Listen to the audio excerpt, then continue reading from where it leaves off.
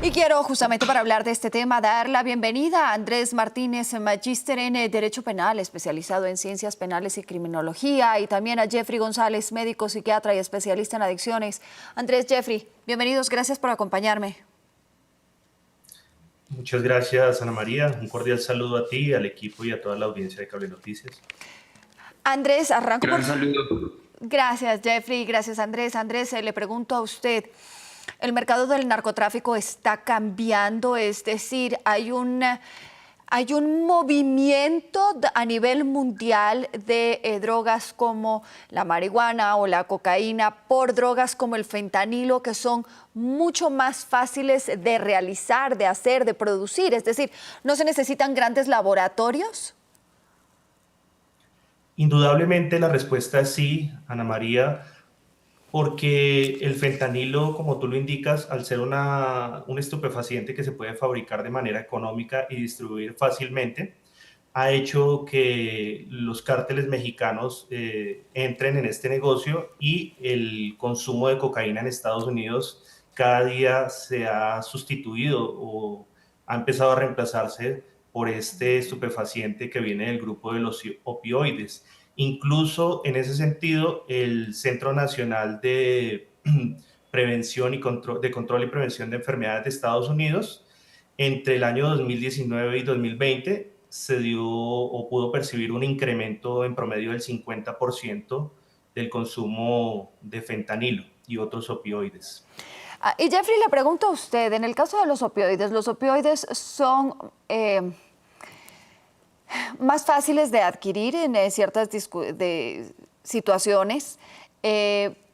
¿Cómo es cuando ya una persona los empieza a consumir? ¿Cómo es el nivel de adicción? ¿Es mucho más fuerte que la cocaína, por ejemplo, o que el éxtasis o que esas otras drogas sintéticas?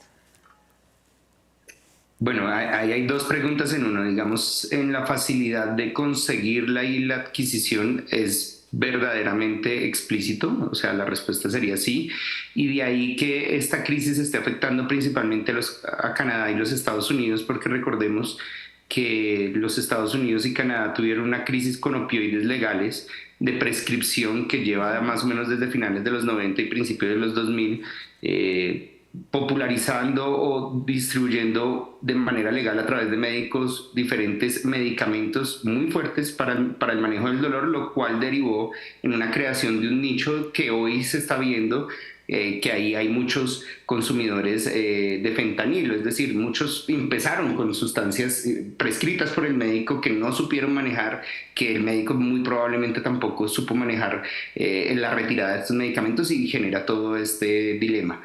Y la segunda parte de la pregunta es definitivamente sí, los opiáceos y los opioides son de las sustancias que más generan adictabilidad, que más enganchan a los pacientes, que más alteran la funcionalidad y la cognición de los pacientes y tienen unos desenlaces a todas luces letales como los que estamos viendo en estos momentos allí. Ahora, Andrés, Jeffrey justamente nos decía los opioides, por eso es esa gran problemática por la apertura que había para la libre venta de algunos de estos en Estados Unidos y en Canadá. Pero el fentanilo ha cruzado esas barreras. ¿Cómo podemos entender ese cambio en el mercado del narcotráfico, del consumo de drogas dentro de la región? Pues sin lugar a dudas se trata de una nueva tendencia que se fundamenta en esos efectos potentes que tiene el fentanilo, que ustedes han descrito muy bien. Supera a la heroína alrededor de 50 veces y 100 veces a la morfina. Por ende, genera un incentivo para los consumidores de trasladarse a este fármaco. Asimismo, los costos del consumidor son mucho más económicos. Entonces, pues hay una relación causal económica y también de, por así decirlo, de placer del consumidor que lo lleva a sustituir cada día más sus estupefacientes como la marihuana, la cocaína, hacia el fentanilo. Lo grave de esta situación pues son las consecuencias nocivas que genera este estupefaciente dentro de la salud pública del mundo y especialmente en Estados Unidos, donde según el mismo Centro de Control y Prevención de Enfermedades, hasta la fecha han muerto alrededor de 71.000 personas por sobredosis de opiáceos, especialmente fentanilo. Ahora, te pregunto, Jeffrey, esta pregunta, y también después le voy a hacer la misma a Andrés. Estamos en un momento en donde se está planteando que hay una pelea o que ha habido un fracaso con el tema de la pelea contra el narcotráfico, contra las drogas, que muchas de ellas deberían abrirse. Eso algunas personas ven, que pues hemos fracasado con esta pelea. Pero entonces ahí, ¿qué pasa con el fentanilo? También, si levantamos restricciones contra la marihuana, contra la cocaína, contra el fentanilo, es decir, ¿qué pasa médicamente, Jeffrey, si nosotros levantamos estas restricciones al consumo de drogas y lo dejamos con ciertas restricciones, pero no con el enfrentamiento y la guerra hacia las drogas como hasta el momento? Definitivamente es un dilema muy complicado porque se incluyen diferentes factores sociales, económicos y médicos en cuanto a la legalización de ciertas drogas. Yo te puedo decir que es del dilema médico: ninguna sustancia psicoactiva que genere muertes directas y genere tanta adictabilidad se ha planteado para legalización. Se han legalizado, se han planteado legalizaciones de sustancias que se denominan débiles, y son sustancias que generan poco impacto en teoría, comillas, poco impacto en la funcionalidad y en la salud de los pacientes, y ahí es a donde entran, por ejemplo, el cannabis como opción de legalización. Digamos que sustancias como el alcohol son milenarias, ancestrales, y las consumimos hace mucho tiempo, aunque también deberían tener cierta regulación por la capacidad que tienen de afectar nuestro organismo. Pero sustancias que ya se consideran fuertes, como la cocaína o en este caso los opiáceos, sí deberían tener una regulación especial, sí deberían tener un seguimiento especial, no solo por salud pública, sino por todas las entes gubernamentales. Para nosotros terminar legalizando sustancias de mayor impacto, tenemos que legalizar y tolerar sustancias de menor impacto. Ese es un paso que, por ejemplo, en nuestro país no se ha dado. Los países que se han planteado legalizar otras sustancias o tolerar el consumo de otras sustancias ya han recurrido un camino para ello, y nosotros todavía estamos muy crudos en ese camino. Andrés, le hago la misma pregunta. Hemos fracasado en el combate o en la lucha contra las drogas, y si es así, ¿cómo incluimos a estas nuevas que van apareciendo, muchas de ellas de una fabricación sintética? ¿Cómo lograr medianamente tener el control cuando aquí hay un tema de salud pública que también tiene que estar controlado y manejado por el Estado? Si bien tanto el problema colombiano de drogas, especialmente enfocado en la cocaína, como este nuevo problema de opiáceos en el fentanilo, afectan gravemente la salud pública, considero que cada uno hace parte de luchas diferentes. Porque en el caso colombiano, la lucha contra las drogas, especialmente contra la cocaína, se enfoca en ciertos aspectos o discusiones como la aspersión del glifosato, la erradicación manual, sustitución de cultivos, la recuperación socioeconómica, mientras que la lucha contra el fentanilo se enfoca más en otros factores como la lucha directa, que también tiene pues, la lucha de drogas en Colombia. Incluso en ese sentido, el gobierno estadounidense adelantó una operación mundial en el mes entre abril y mayo, que se denominó Spector, donde capturaron 300 personas pues, por esta conducta de tráfico de fentanilo, e incautaron pues, bastantes kilos de esta sustancia con la cual se pueden fabricar millones de dosis. Entonces, hay puntos que guardan en común esas dos luchas, pero hay otros que son completamente disímiles. Asimismo, las propuestas que se están realizando contra la lucha, contra el tráfico de fentanilo son novedosas y diferentes a las del tráfico de cocaína. Por ejemplo, en México, el presidente Andrés Manuel López Obrador está proponiendo restringir en el sistema de salud la comercialización del fentanilo y sustituirlo por otro tipo de opioides que pues, son menos perjudiciales para la salud. Y le pregunto, Jeffrey, hemos visto en este 2023 una serie de imágenes realmente impactantes de lo que está ocurriendo en algunas de las principales ciudades de Estados Unidos, en donde vemos gente que consume esta clase, el fentanilo y este tipo de drogas, absolutamente perdido. Entonces, ahí viene un nuevo tema que es cómo manejar este tema de salud pública, ¿no es cierto?, ayudando a estas personas, pero sin la afectación o la liberación de este tema a ciudades, a lugares. Hemos visto las graves afectaciones, por ejemplo, que ha tenido Nueva York y San Francisco con este tema. Yo creo que también hay que darle un poco de contexto a este dilema de los nuevos consumidores y la masificación que ha tenido el fentanilo, y es que también no podemos desconocer que después de la coyuntura del COVID-19 se genera más pobreza, y especialmente en los Estados Unidos, donde la crisis económica fue explícita y generó nuevos consumidores. Eso agrava también la situación. Yo creo que las medidas de salud pública más exitosas en el manejo de opioides inyectables, que es un problema que existe hace muchos años en países como Europa, Estados Unidos y Canadá, ha sido la tolerancia y la reducción de daños alrededor del consumo.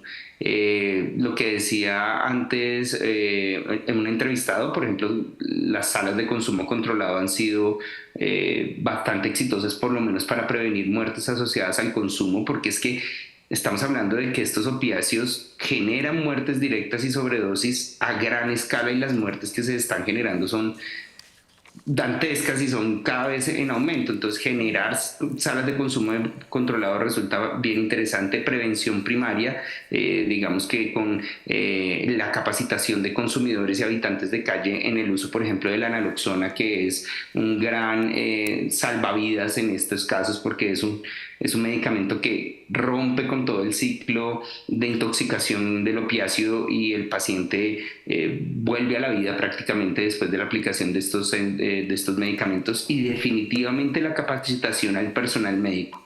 Mucho del personal médico, especialmente en nuestro país, todavía tienen una visión muy moralista acerca de las drogas, el cero consumo, que lo hace porque quiere, y realmente son pacientes que no pueden parar de consumir por más que lo quieran hacer. Entonces, yo creo que las intervenciones en salud pública son en varios niveles y que intervengan con varios agentes y protagonistas de este problema.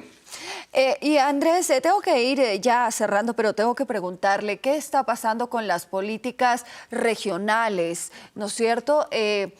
Siempre frente a grupos como los grupos del narcotráfico y con toda la violencia y con todo lo que eso acarrea, estamos los estados como bastante más reactivos. Ellos nos llevan siempre la ventaja, y una de esas causas es que no tenemos una política regional en conjunto y que cada país tiene su política de acuerdo al gobierno de turno.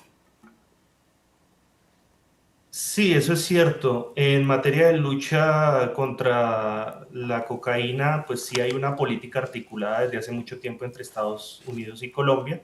Sin embargo, en materia de fentanilo, como es un tema pues que se ha incrementado de manera exponencial, hace poco, como lo señalaba pues, el doctor, desde el 2020, desde la pandemia ha aumentado, pues asimismo se han empezado a diseñar políticas. Es un tema de alguna manera novedoso. Por ejemplo, aquí en Colombia, el ministro de Justicia, Néstor Osuna, indicó o expuso hace unos meses que habían fallecido desde 2021 hasta ahora un promedio de 30 personas por sobredosis de fentanilo.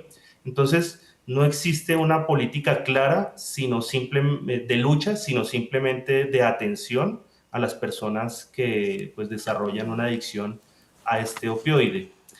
Ahora bien, la lucha realmente se ha centrado entre México y Estados Unidos, porque Estados Unidos es el mayor consumidor de no solo de cocaína, sino también de fentanilo en el mundo. Y los cárteles mexicanos, especialmente el cártel de Sinaloa y el cártel de Jalisco Nueva Generación, pues han empezado a traspasar las fronteras con este tipo de sustancias, y pues eso ha generado una reacción intensa entre los gobiernos de México y Estados Unidos, y por eso pues se desarrolló esa gran operación Spector en el mes de mayo, tratando de luchar directamente y pues contra estos grupos. Y aquí hay que tener en cuenta un punto muy importante, y es que gran parte de la comercialización del fentanilo se da por medio de la dark web. Entonces, es una lucha, como decía antes, muy distinta a la que se ha dado con la cocaína, que necesita unas nuevas estrategias, unas nuevas tácticas por parte de las autoridades nacionales aquí en Colombia y en Estados Unidos y el continente, como lo señalabas.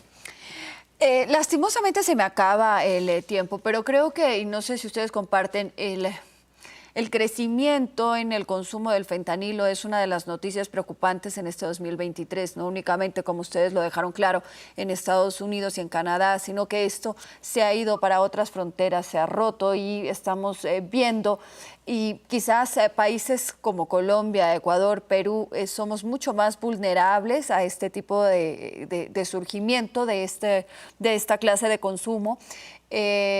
No tenemos unas regulaciones fuertes porque esto es algo nuevo que nos está llegando, pero quería darles las gracias por haber estado aquí acompañándome en este especial que hemos preparado en Hoy en el Mundo de las noticias más importantes del 2023. Jeff y Andrés, muchas gracias.